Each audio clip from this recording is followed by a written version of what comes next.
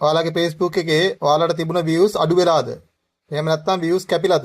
කොහොම තමයි ගොඩක් කට්ටිය කතා කරලා කියන්නේ. අද පෙන්වන්න යන්නේ මේ මොකද්ද වෙන්නේ කියලා. ඔයාලට මෙතන පෙන්නනවා දවස් 28ක් කියලා උඩින්ම. මෙතන මේ විදියට.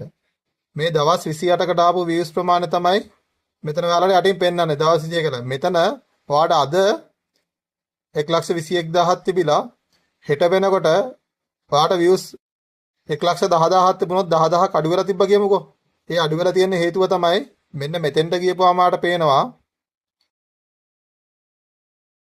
මේ පෙන්වන්නේ ඔයාගේ ටෝටල් දවස් අන්තිම දවස් 28 views තමයි මෙතන පෙන්වන්නේ.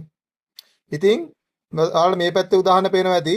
මේ පැත්තෙන් හෙට වෙනකොට මේ පැත්තෙන් තව ටිකක් අඩු වෙනවා.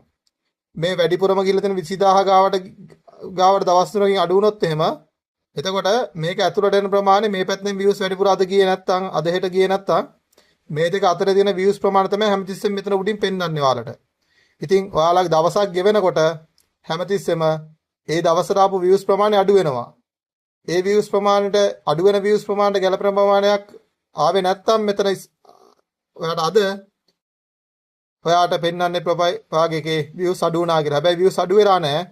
මෙන්න මෙතන ඔයාලට මේ උඩින් පේනවද කැලෙන්ඩර් එකක් වගේ එකක් තියෙනවා. මෙන්න මේ ක්ලික් කරපුවාම මෙතන දවස් 90ක් දාලා බලන්න.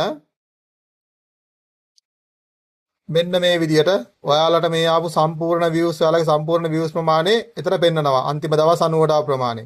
දැන් මෙතන පෙන්නනවා views 1,72,000ක් තියෙනවා කියලා. හැබැයි අපි මෙතෙන්ට ගියපුවාම පෙන්නන්නේ views 1,21,000ක් තියෙනවා කියලා. ඒකට වෙලා තියෙන්නේ ඔයාලගේ දවස් 28කට වඩා පරණ views ඔක්කොම මේ පෙන්නන රාමුවෙන් එළියට යනවා. ඉතින් ඔයාලට මෙතනින් එහාට දේවල් බලා ගන්න ඕන නම් මෙන්න මේ උඩ තියෙන බටන් මෙන්න මේ කැලෙන්ඩර් වගේ ක්ලික් කරලා ඒකට ගිහිල්ලා තමයි ඔයාලගේ ඊට කලින් ආපු views බලා ගන්න වෙන්නේ. මොකද මෙතෙන්ට ඔයාලට එකතු වෙච්ච views කිසිම හේතුවක් නැතුව අඩු වෙන්නේ නැහැ. වෙන එකම දේ තමයි ඔයාගේ දවස් 28ක ප්‍රමාණය විතරයි මෙතන පෙන්නන්නේ. දවස් 29 වෙනි දවසේ views ටික මෙතනින් එහාට යනවා. ඒ අඩු වෙන ප්‍රමාණයට වඩා වැඩි ප්‍රමාණයක් වඩා මෙතෙන්ට ආවොත් මෙතන වැඩි වෙලා පෙන්නනවා. මෙතෙන්ට අඩු වෙලා views ආවොත් ඔයාගේ මේ ටෝටල් එකෙන් අඩු වෙලා තමයි පෙන්නන්නේ. ඉතින් ඔන්න ඔක තමයි සරලවම වෙන්නේ. මේක ගැන දැනුවත් වෙන්න අනිත් අයට ෂෙයා කරන්න. views කැපිලා කියලා හිතනවා නම් ඒගොල්ලෝ මේක ගැන දැනුවත් වෙන්න.